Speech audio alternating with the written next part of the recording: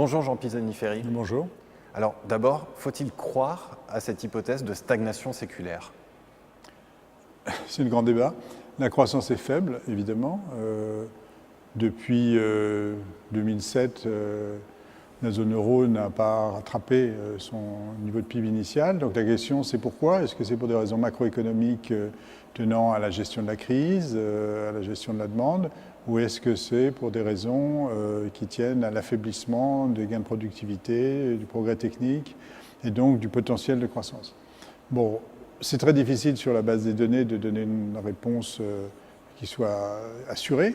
Je pense qu'il y a des facteurs des deux côtés. Je pense que très clairement, il y a un aspect demande dans la situation actuelle, puisque une économie dans laquelle il n'y a pas d'inflation et il y a un chômage élevé, c'est une économie qui souffre d'une insuffisance de demande. Donc je ne pense pas que tous les problèmes soient du côté de l'offre.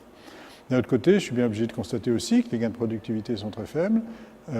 Donc ça renvoie à la question du mode de croissance et des éléments de notre mode de croissance qui expliquent que bien qu'étant pas à la frontière technologique, contrairement aux États-Unis, bien qu'ayant un potentiel d'adaptation de technologies déjà existantes, nous avons une progression faible des gains de productivité. Donc je pense que ça demande mutation de notre mode de croissance vers quelque chose qui repose plus sur le développement de nouvelles entreprises, qui repose plus sur la croissance des nouvelles entreprises.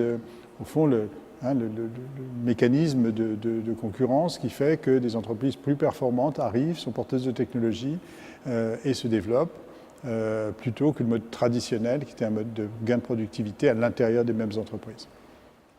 Alors, si la croissance reste faible à moyen terme, est-ce que cela veut dire qu'il faut refonder sans doute, mais oublier carrément notre modèle social?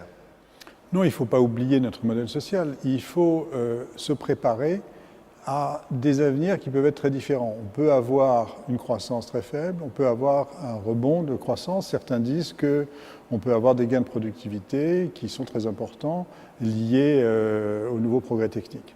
Donc pour un responsable, la question c'est sur quoi miser. Et ce qu'on faisait traditionnellement, c'est qu'on avait un certain nombre de dispositifs, les retraites sont le plus clair de ce point de vue-là, qui étaient fondés sur l'anticipation d'un certain rythme de croissance. Dans un monde très incertain, il faut aller de plus en plus vers des modèles qui sont des modèles dans lesquels on indexe au fond les prestations, on indexe la redistribution sur ce que la croissance permet. Et donc, une retraite, c'est un droit aujourd'hui son droit à des prestations qui sont calculées sur la base, avec une formule fixe, sur la base des 25 meilleures années, avec une formule d'indexation sur le passé. Ça ne dépend pas, au fond, du rythme de croissance.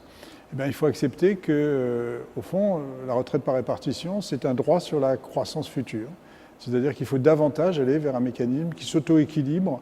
S'il y a plus de croissance, il y aura plus de prestations, il y aura plus de pouvoir d'achat, y compris pour les retraités. S'il y en a moins, il y en aura moins.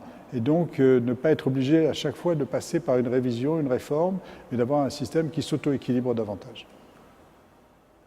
Jean Pisani-Ferry, pour conclure, comment éviter les conflits pour l'accaparement d'un revenu finalement assez faible, des conflits qui peuvent survenir entre jeunes générations, vieilles générations, qualifiées, non qualifiées, secteur à forte croissance, secteur à faible croissance? Comment éviter ces conflits?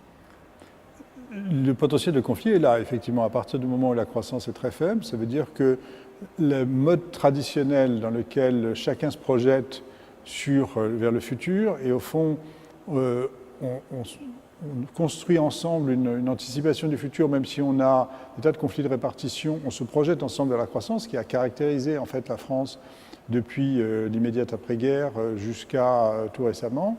Ce mode-là de fonctionnement est épuisé. Il n'y a plus cette confiance dans la croissance, donc il n'y a plus cette idée qu'au fond, on peut se projeter vers l'avenir et qu'en se projetant vers l'avenir, on va avoir un bénéfice à partager.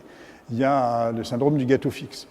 Et le syndrome du gâteau fixe, il est très dangereux parce qu'à ce moment-là, c'est la lutte de chacun contre chacun pour se partager une somme fixe. Et ça peut y compris conduire à ce qu'on handicape la possibilité d'avoir de la croissance. Donc je pense qu'il faut être très lucide sur ces enjeux de répartition. Il faut autant que possible les objectiver.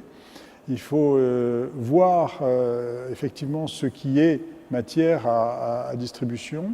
Il faut construire les éléments d'impact autour de la redistribution, de la distribution plutôt que de la redistribution d'éléments futurs de revenus.